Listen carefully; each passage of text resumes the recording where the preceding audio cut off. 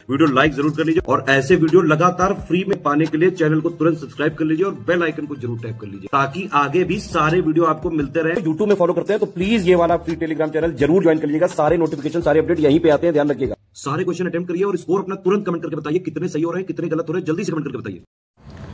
नमस्कार साथियों, स्वागत है आपका ऑनलाइन एग्जाम प्रिपरेशन पर which is the part of study for civil services.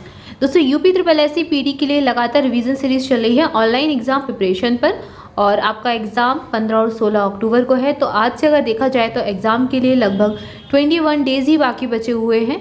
तो अगर आप 20-21 दिन मानकर चलें तो बहुत ही कम समय है, लेकिन अगर अभी भी आप रिवीजन बहुत अच्छे से सीरियसली करते हैं तो आप एग्ज़ाम में बहुत अच्छा स्कोर कर सकेंगे।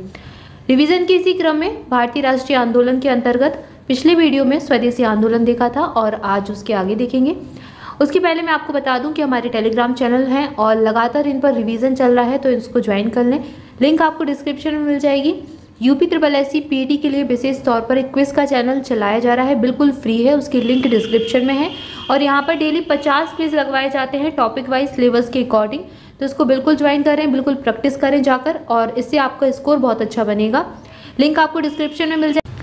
इसके अलावा ऑनलाइन एग्जाम प्रिपरेशन का टेलीग्राम चैनल भी ज्वाइन कर लीजिए और उसकी लिंक भी आपको डिस्क्रिप्शन में मिल जाएगी। और अगर आप हमारे कोई पेड बैचेस ज्वाइन करना चाहते हैं तो डिस्क्रिप्शन में दिए गए नंबर्स पर कॉल करके जानकारी ले सकते हैं। सारी इन्फॉर्मेशन आपको डिस्क्रिप्शन में मिल जाएगी, तो उसको फॉलो कर सकते हैं। और आज का रिवीजन स्टार्ट करते हैं। रिवीजन के इसी क्रम में पिछले वीडियो में स्वदेशी आंदोलन देखे थे, आज उसके आगे देखेंगे। स्वदेशी आंदोलन से संबंधित महत्वपूर्ण तथ्य देखे थे। स्वदेशी आंदोलन का प्रारंभ देखा था कि कैसे हुआ, किस प्रभाव के कारण हुआ।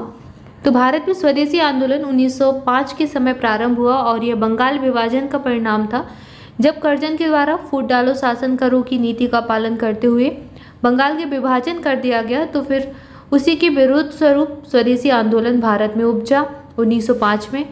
और इसके बाद बंगाल विभाजन का विरोध किया गया राष्ट्रवादी नेताओं के द्वारा और पूरे भारत में भी इसका थोड़ा बहुत प्रभाव रहा, लेकिन अधिकांशतः इसका जो प्रभाव रहा मुख्य तौर पर बंगाल क्षेत्र में रहा।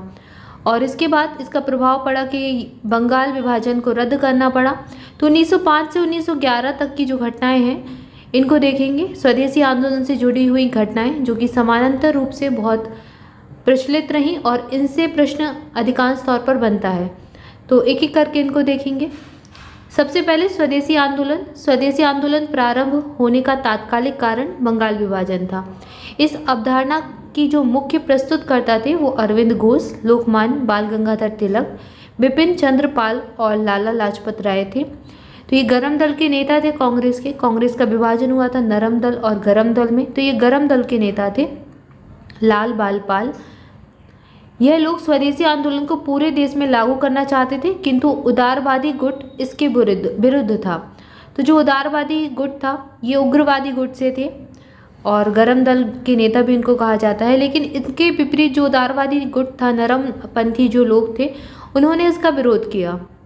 तो ये आंदोलन से जुड़े हुए कुछ तथ्य हैं। इसके बाद 19 जुलाई 1905 को बंगाल विभाजन का निर्णय लिया गया। बंगाल विभाजन के निर्णय की घोषणा हुई 19 जुलाई 1905 को। भारत के जो तत्कालीन वायसराय थे कर्जन, उनके द्वारा ये घोषणा की गई। 7 अगस्त 1905 का समय है जब कलकत्ता के टाउन हॉल में एक ऐतिहासिक सभा हुई, एक बैठक आयोजित की गई और यहीं से स्वदेशी आंदोलन को औपचारिक रूप से शुरू करने की घोषणा की गई। यहाँ ऐतिहासिक बहिष्कार का प्रस्ताव पारित किया गया। इसके बाद बंगाल के विभिन्न हिस्सों में विभाजन के आंदोलन शुरू हो गए। तो यहाँ ये फैसला किया गया कि अब हम विरोध करेंगे, स्वदेशी आंदोलन को लाएंगे, स्वदेशी आंदोलन का प्रारंभ करेंगे और बहिष्कार करेंगे। जो विदेशी वस्तुएं हैं उनका बहिष्कार करने का निर्णय लिया गया, एक प्रस्ताव पारित किया गया इस बैठक में। तो ये 7 अगस्त 1905 का दिन था।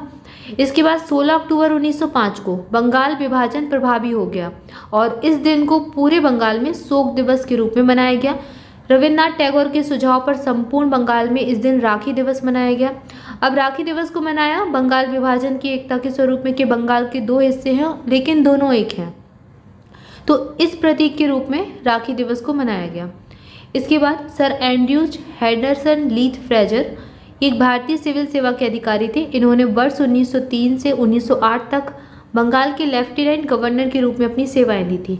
बंगाल विभाजन जो कि 1905 में हुआ था की योजना इनकी महत्वपूर्ण भूमिका थी। इस योजना में इनकी महत्वपूर्ण भूमिका थी। ये एक भारतीय सिविल सेवा के अधिकारी थे, सर एंड्रयूज हेंडरसन लीथ फ्रेजर। इनका नाम है। इसके बाद अगले व्यक्ति हैं कृष्ण कुमार मित्र, और बंगाल विभाजन के विरोध में बंगला पत्रिका संजीवनी के संपादक थे ये कृष्ण कुमार मित्र। तो संजीवनी जो पत्रिका उस समय चली उसके ये संपादक थे। अब जब बहिष्कार करना था चीज़ों का, तो हर किसी को तो बैठक में बुलाया नहीं जा सकता था, और इसका प्रचार प्रसार किया गया। जो विचार थे बहिष्कार के कि विदेशी बसों का बहिष्कार करना है, इसको विभिन्न पत्र पत्रिकाओं के माध्यम से प्रचलित किया गया।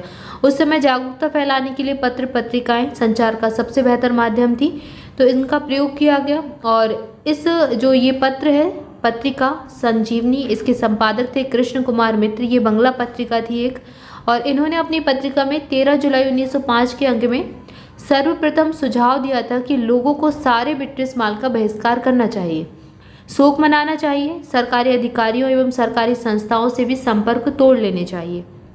तो ये सुझाव इन्होंने सबसे पहले अपनी पत्रिका में दिया 13 जुलाई 1905 को।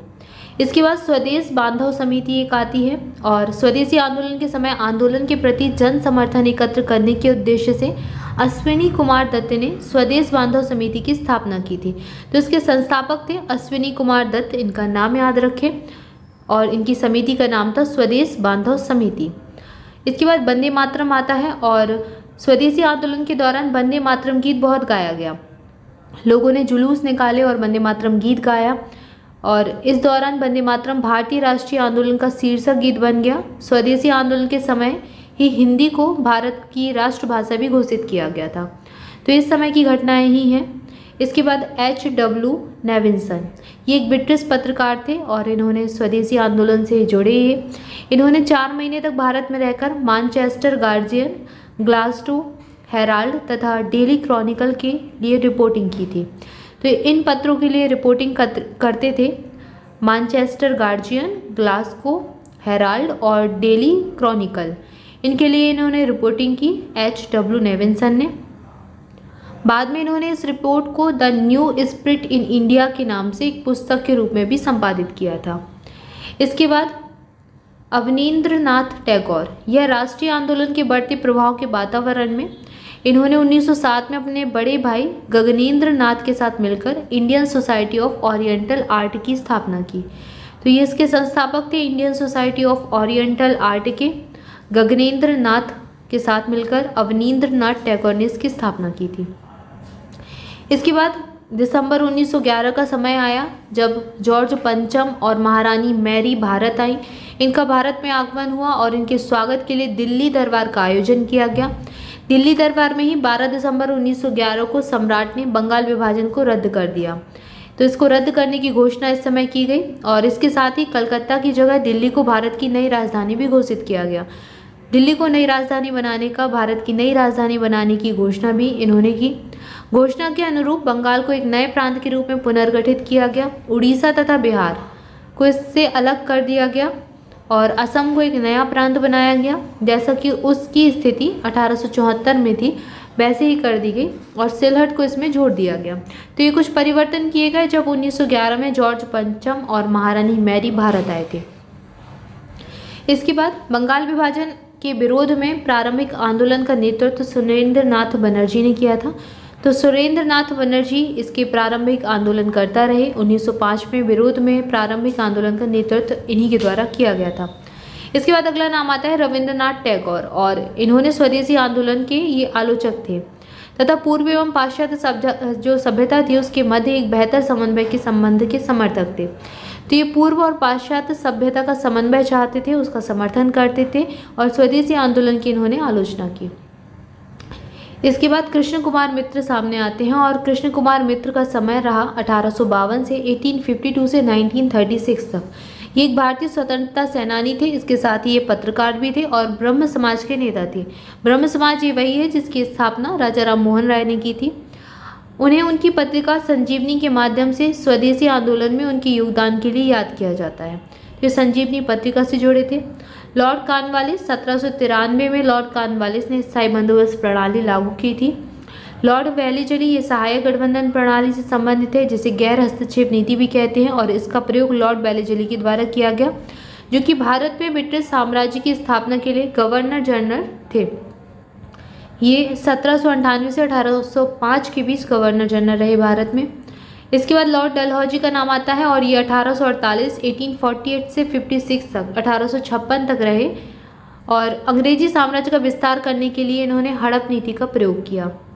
तो ये विभिन्न नीतियां हैं, जैसे कि फूट डालो शासन करो की नीति लॉर्ड कर्जन की है, कॉर्नवालिस स्थायी बंदोबस्त प्रणाली से संबंधित है, लॉर्ड वेलेजली गैर हस्तक्षेप नीति या फिर सहायक गठबंधन प्रणाली से संबंधित है और लॉर्ड डलहौजी का नाम जुड़ा है हड़प नीति के साथ। इसके बाद राष्ट्रीय शिक्षा परिषद और अगस्त 1906 में इस प्रणाली को राष्ट्रीय शिक्षा प्रणाली को व्यवस्थित करने के लिए राष्ट्रीय शिक्षा परिषद की स्थापना की गई थी। तो अगस्त 1906 में इसकी स्थापना हुई राष्ट्रीय शिक्षा परिषद की। तो ये प्रमुख घटनाएं थी जिनका संबंध स्वदेशी आंदोलन से था। स्वदेशी आंदोलन के आसपास के वर्षों में जो भी घटनाएं घटित हुई उनके बारे में हमने जाना। इसके आगे नेक्स्ट वीडियो में देखेंगे। तब तक के लिए आप सभी चैनल के साथ जुड़े रहें, चैनल को सब्सक्राइब कर लें, वीडियो को लाइक कर लें, अपने दोस्तों के साथ शेयर करें और कमेंट करके जरूर बताएं वीडियो कैसा लगा। Thank you for watching this video. मिलेंगे नेक्स्ट वीडियो में। Thank you so much.